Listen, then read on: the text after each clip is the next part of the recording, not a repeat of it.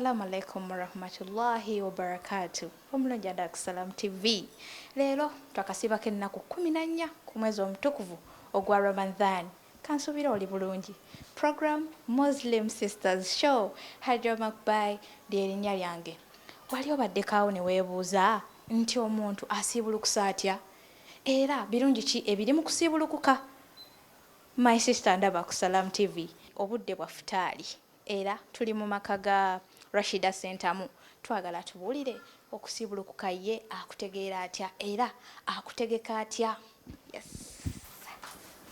Assalamu alaikum wa rahmatullahi wa barakatuh. Wa alaikum assalam wa rahmatullahi wa barakatuh. Since kula sister Hajara. Barakallahu fikum. Well, sister Rashida, twagala kumanya leero tusiibulukuse omuntu ayogera ku futaali kitegeeza ki watulira futaali tumanyi byakulya so twagala kumanya omuntu asiibulukusa atya yeetegesa atya atandiseewa era atandikiddewa ng'asiibulukuka. Of course, alhamdulillah rabbil alamin. Bismillahir rahmanir rahim. Alhamdulillah wassalatu wassalam ala rasulillah sallallahu alayhi wasallam. Iftar omuntu akitegeera atya? First of all, iftar kivaawa era kibeera woddi. Iftar ye abamu mu layman's language kyebayita futaari mu Luganda lwaffe kyebayita futaari. Iftar ye meal in an English version. This is the evening meal Muslims take when they're breaking their fast after a long day of fasting. Ye kyejjulo kyetulya okwebaza okusiiba olunaku lulamba nga twebaza Allah okusiiba. So iftar oba futaari kivaawa abaffe lwaki tusiiba? In the first place twagala tumanye lwaki tusiiba. Yes. Awo Allah watuleeta aya yajiwa omubaka sallallahu alaihi wasallam, aya eri mu surat al-Baqara etandika ya ayuha alladhina amanu kutiba alaykum as-siyam kama kutiba ala alladhina min qablikum la'allakum tattaqun. Abange mu abakkiriza balaaliseeko okusiiba nga we kwalaalikibwa kuba abasooka abalongoofu. Kigambo ky'ekirungi ekyamakulu ekisooka mu kyetwagalamu mu aya eyo la'allakum tattaqun. At-taqwa, tusiiba olw'okutya Allah. At-taqwa, conscience. Because it is a commandment from him. Yes, it's a pillar of Islam. So tusiiba at-taqwa olw'okutya Allah. Alhamdulillah. Conscience eyo omuntu ajja kwebuuza lwaki mba ntya Allah? Why do I need to be scared of Allah? No, it's not about being scared. At-taqwa, conscience eyo gy'oba oyina ekuyambako nti you're creating a gap between you and Allah. You're respecting him. Gap ejenjagala okugamba nti eringa a master and a servant. Nti gap eyo oba you're doing away with the bad and doing good. You're emphasizing doing good. In that regard, bantegeeza nti omuddu yenna omukkiriza yenna mu mbeera eyo spirituality yeeyongera. Levels z'omuntu oyo mukkiriza, levels ze za spirituality ziba zeyongera. Imaani ye ebeera waggulu n'obukkakkamu. There's calmness, there's tranquility in Ramadan. So iftar omuntu asiibuluka atya? Ng'omukkiriza yenna omusiraamu alhamdulillah alina okusiibulukuka nga omubaka sallallahu alayhi wasallam bwe yasiibulukiranga bwe yatulagira. It's a traditional way kyava dda myaka mingi. So omuntu alina okusiibulukuka. Omubaka sallallahu alayhi wasallam yasiibulukanga n'entende dates. Ebisere ebisinga yakozesanga entende 3, omubaka yakozesanga odd numbers 3, 5, 7, 11 and all that. So yasiibulukaga n'entende because they are soft. Entende ziri soft yonga yo entende mu Busiraamu eringa mmere. From back then bagikozesanga abalongoofu eringa mmere nga y'omubiri. Etuyambako entende eyo etuyambako mu digestion. Kubanga remember omukkiriza n'asiiba olunaku lulamba nga system ye tolide, system ye eri at rest tekola.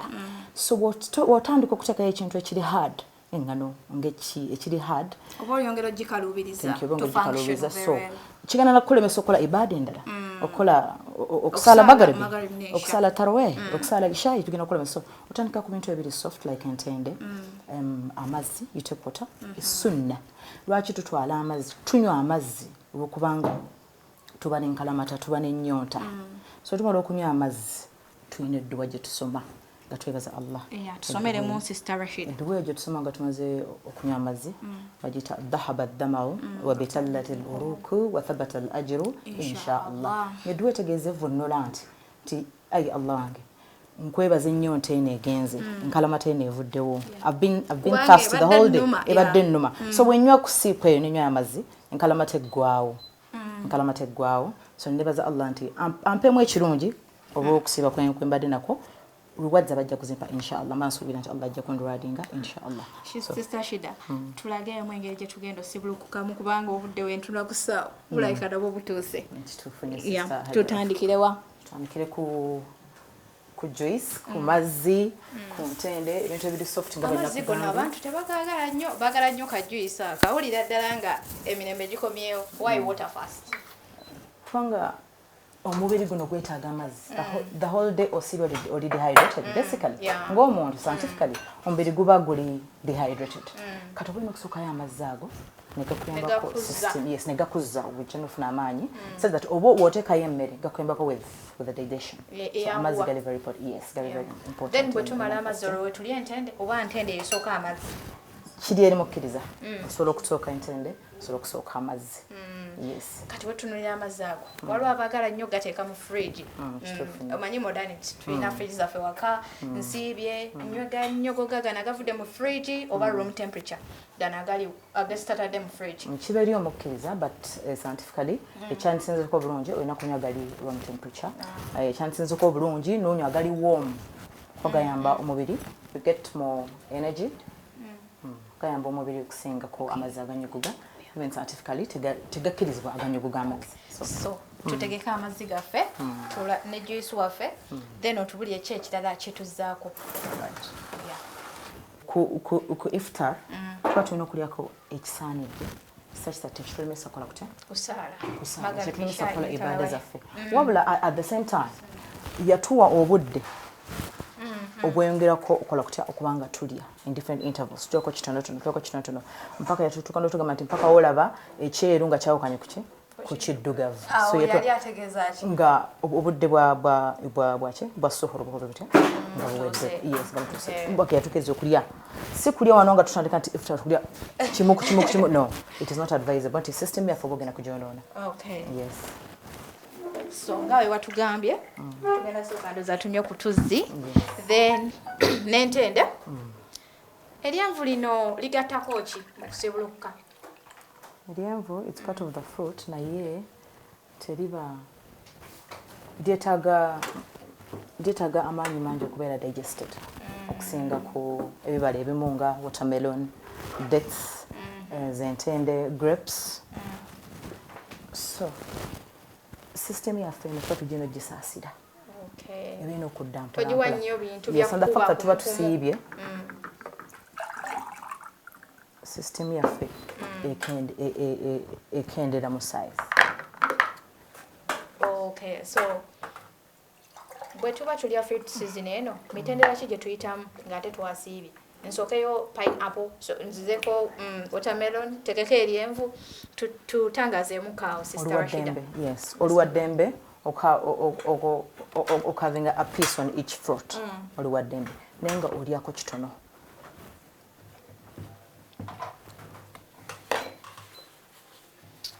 abatwala ku Salam TV program Muslim Sisters Show esitula eddoboozi ery'omwana ow'obuwala ow'omulembe guno naye leero tuli mu kusibulukuka Sister Rashida Sentamu ye yatusibuludde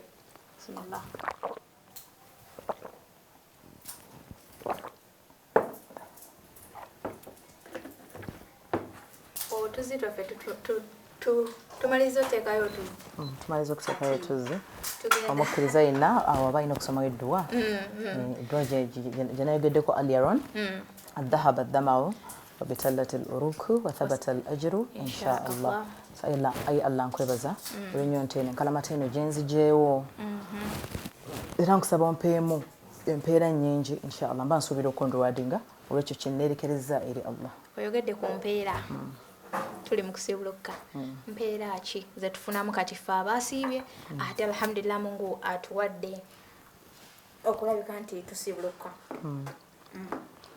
empeera zetufunamu ekyokola tuli ku ibada empeera zaffe zetufuna mu kusiibulukuka oba mu Ramadan Allah ekisooka as multiplying because Ramadan month ya mikisa. It's a month of blessings. It's a month of barak. Buli kimu Allah ki multiplying. And so empeera zibadde Allah zabadde kwa times 10 as multiplying times 700 times 1000 so yes. So it depends. Islam is beautiful. So alhamdulillah. Alhamdulillah for that. So apart from okubantu tufunamu empeera buli kyo ebirala when we health wise omubiri gwaffe gufunamu ki omubiri gwaffe kyegufunamu nga tusiibye ekisooka we put our body at rest. Secondly gutyama nti gwe detoxify omubiri gwaffe gudetoxify nti wano wali ebiseera biri tubadde tulya buli kimu we eat everything in you know tulya carbohydrates netugatamu proteins netugatamu everything buli kimu kiteeka you know in one place so nekituleetera obutwa mu mubiri acids nezinjola toxins ezibira obutwa nebubeera mungi mu mubiri so okusiiba kuno the fact that tumala olunaku lulama nga tusiibye tetutadde ekintu mu lubuto kituyambako okuba nga kikendeeza obutwa mu mubiri nekituyamba okuba nga endwadde like to risk y'okulwa oba y'okufuna endwadde ez'amaanyi yes enkendera endwadde nga cancer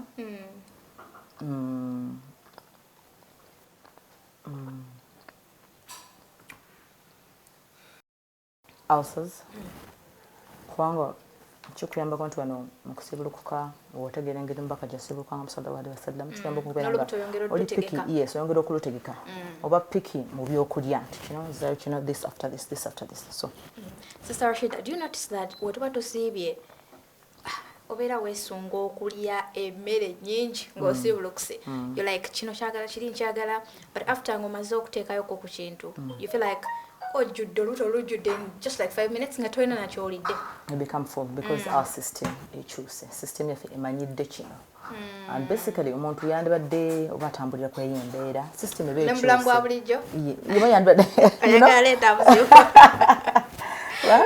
ate tetujja gamba nti we only fasted Ramadan. No. Yeah. We have sunnah days. Yes, we have white days. True. So, but era omanyi sunna Monday, Tuesday ogamanyi era sabula. Zina kwenda lojja kusabula. So omubiri guba gumanyidde. Nti tosobola kulya bintu bino. Ekiwe kigenda newo insisting and obide because bangi nnyo babide. Excitement ya Ramadan. Ikichuka choka kwa mwezi gwa mikisa, mwezi gwa baraka. Yeah. So kikujja kulemesa okola ibada endala ate nga nazo tuzeetaaga kubanga nzezemu kuzitugenda tuwa empeera nnyingi mu Ramadan. Byonna ate ibada ze tuba tukola za specifically in Ramadan. Yes. Yeah. Bampe Katonda. Entende watugambye tulya 3 eyange ebulako emu.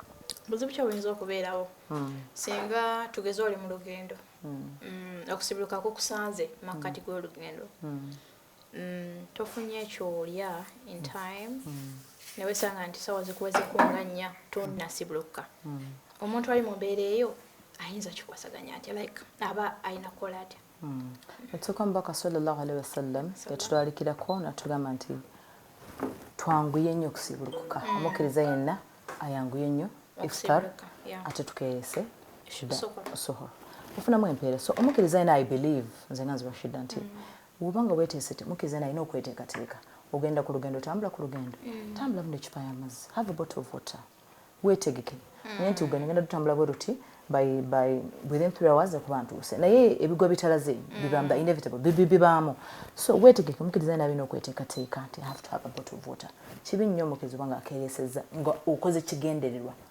oba ofunamu tofunamu mpeera diba zambi ng'okikoze okigenderedde gubadde okimanyi nti ntambula I'm going to travel so why delay and fast you know breaking your fast mpaka saawa 4 ntandika dr futaliina kusaawa nga mmeka waliwo ffe abakola nti office oluusi ogirwamu so olina okuteeka iftar so otandika saawa mmeka otandika ddi alhamdulillah okutandika okuteeka iftar oba okuteeka futari it depends on someone's schedule. It depends on someone. Usually, abakyala fa bategeka iftar fa bategeka iftar fe tuloza mmere automatically abakyala fa babera mbiyongo that's why ndoza abantu bawasa nnyo you know kubanga balina kigendera nti abagenda mutegekere yes mukyala ate abakyala twatondebwa kuba bimuli byawaka kubeera mu kiyungu fa bategekera abaami baffe oba families so it depends on someone's schedule mukyala schedule erieta